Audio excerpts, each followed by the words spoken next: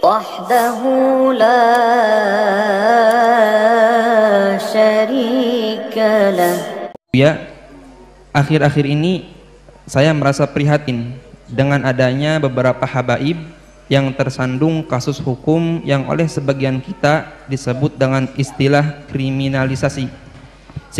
Sikap sebagian saudara-saudara muslim kita yang lain ikut mencaci dan mengolok-olok para habaib yang dijadikan tersangka dalam kasus hukum. Mereka ikut mencaci dan mengolok dikarenakan para habaib tersebut dakwahnya dianggap keras dan kasar, serta dianggap berseberangan dengan kiai atau tokoh agama yang mereka ikuti. Bagaimana kita harus menyikapi keadaan ini? Bagaimana sikap kita jika seandainya ada perilaku seorang habib yang tidak kita sukai atau perilaku seorang habib yang melanggar agama? Habaib atau kaum asyraf sadah adalah orang-orang yang dipilih oleh Allah dengan nasab mulia, yaitu nasab sambung dengan baginda Nabi Muhammad SAW melalui Sayyidat Fatimah Az-Zahra. Kalau memandang mereka, kita pandang dengan dua cara pandang. Sebagai manusia kita lihat mereka, beliau-beliau adalah manusia yang bisa bersalah. Tapi di sisi lain kita harus tetap melihat beliau adalah dzurriyyah Nabi SAW.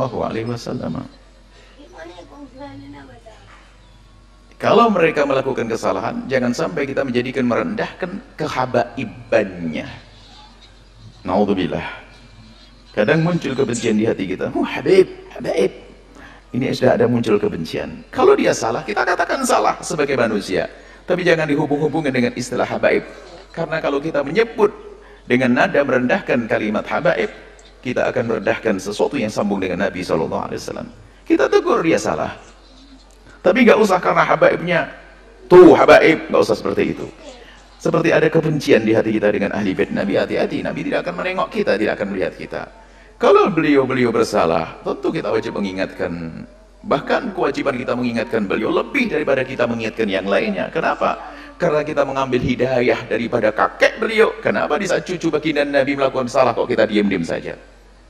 Tapi jangan sampai kita mencaci, mengolok, merendahkan karena dia habaib. Awas, hati-hati itu. Pandang dia salah kita ingatkan.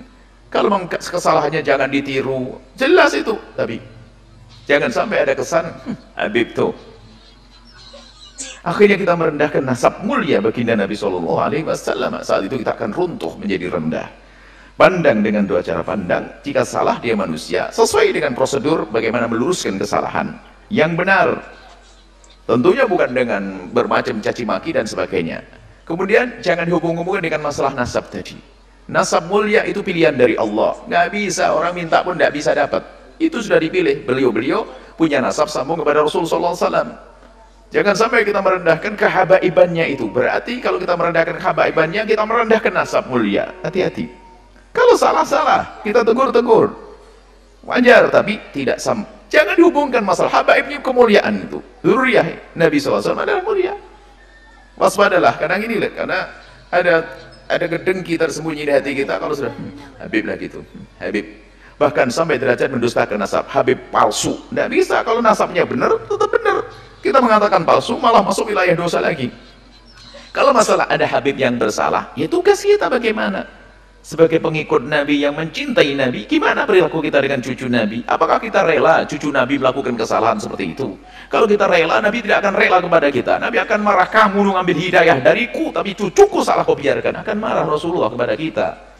Tapi juga jangan dicaci, direndahkan gara-gara kehabaibannya. Hati-hati. Ini penting sekali masalah urusan dengan habaib dzurriyyah baginda Nabi Muhammad SAW. Wallahu a'lam bishawab. Sementara ajaran-ajaran lain selain ajaran Al-Quran, ajaran Al-Hadis tidak dibenarkan dalam ajaran Islam. Seperti jika ada orang yang mengatakan bahwa kemuliaan seseorang ditentukan oleh keturunannya. Siapa orang yang keturunan orang besar, maka dia orang yang paling mulia. Ini bukan ajaran Islam. Dalam Islam kemuliaan seseorang tidak dilihat dari siapa dia dilahirkan, tapi apa kualitas dia dalam kehidupan. Kemuliaan seseorang tidak dilihat dari siapa dia bapaknya, tapi dilihat dari seberapa besar takwanya kepada Allah Subhanahu wa ta'ala. Setiap ajaran yang berbeda dengan itu wajib ditolak dan tidak boleh diterima, karena tidak ada sumber dari ajaran Islam, dari ajaran Allah Subhanahu wa ta'ala. Orang yang mengaku dirinya keturunan Nabi misalnya, yang asli sekalipun, dia tidaklah lebih mulia dari yang lainnya, kecuali dia telah membuktikan kualitas dia dalam kehidupan dari sisi ilmunya dan bagaimana akhlaknya dalam berinteraksi dengan sesamanya. Itu yang asli. Apalagi yang palsu. Orang ngaku turunan Nabi tapi palsu. Saya ibu-ibu telah meneliti secara ilmiah bagaimana pengakuan-pengakuan orang yang selama ini mengaku sebagai keturunan baginda Nabi. Setelah diteliti secara ilmu sejarah, ilmu nasab, ternyata mereka bukan hanya bukan keturunan Nabi, tapi ternyata mereka bukan orang Arab acan.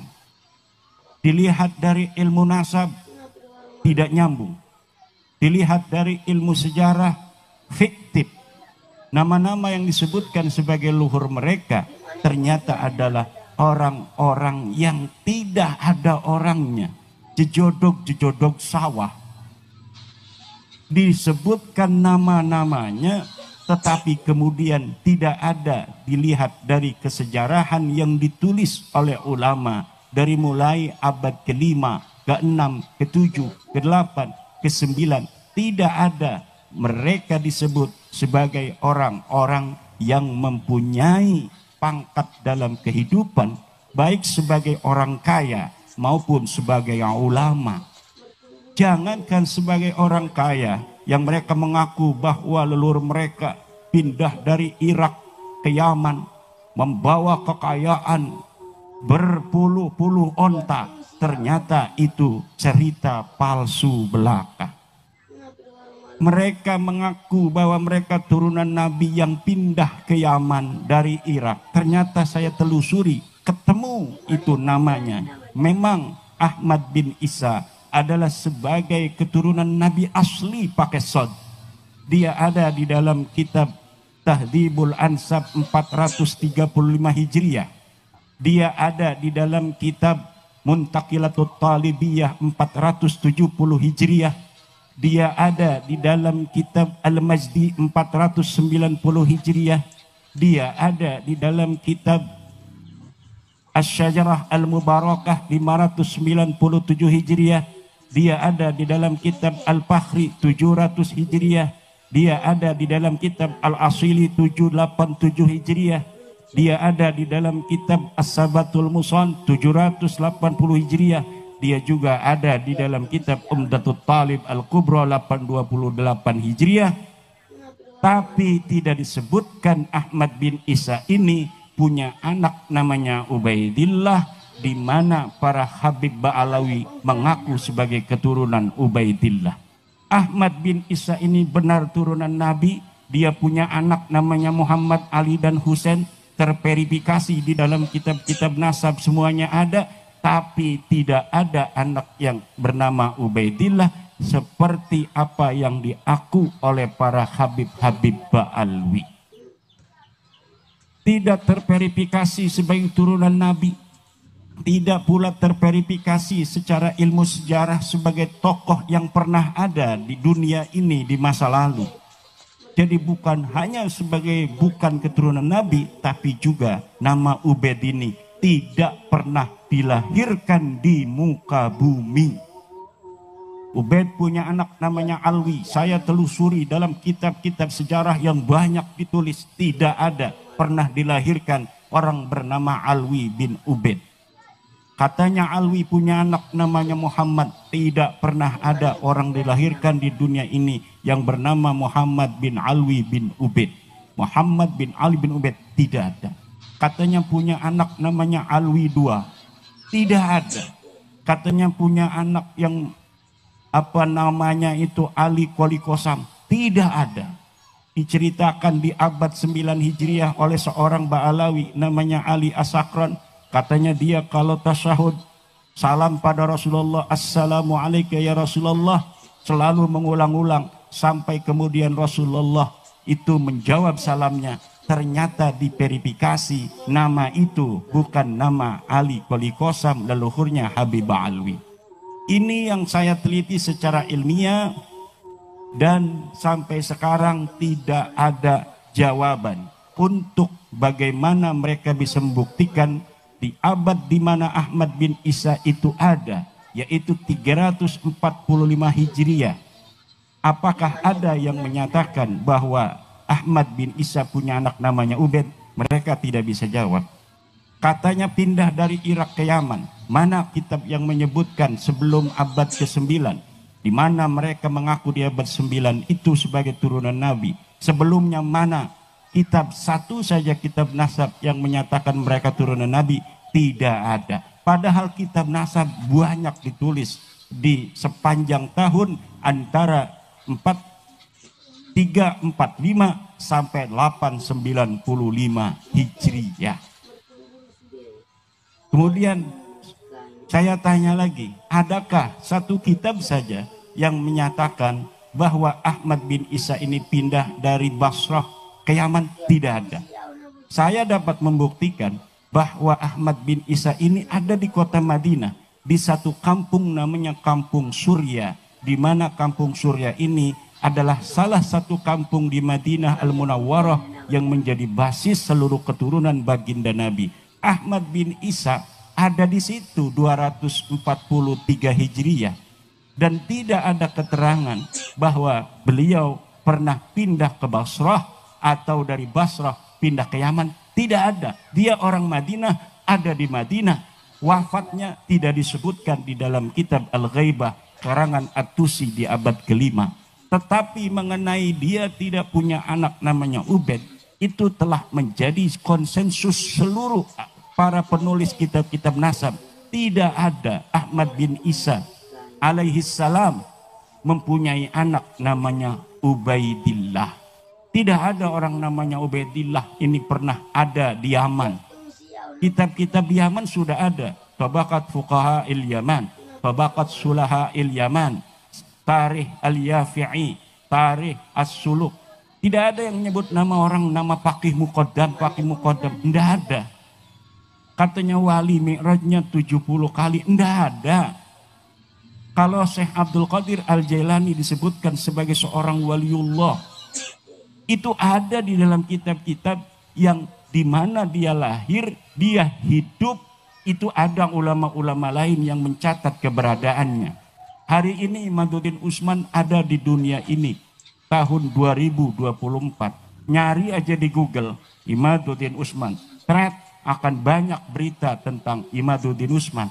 Itu ditulis oleh orang lain membuktikan eksistensinya pernah ada. Kalau misalnya 1000 tahun lagi mau dicari, pernahkah ada di Lampung seorang bernama Kiai Ulin Nuha yang ada di Lempuyang?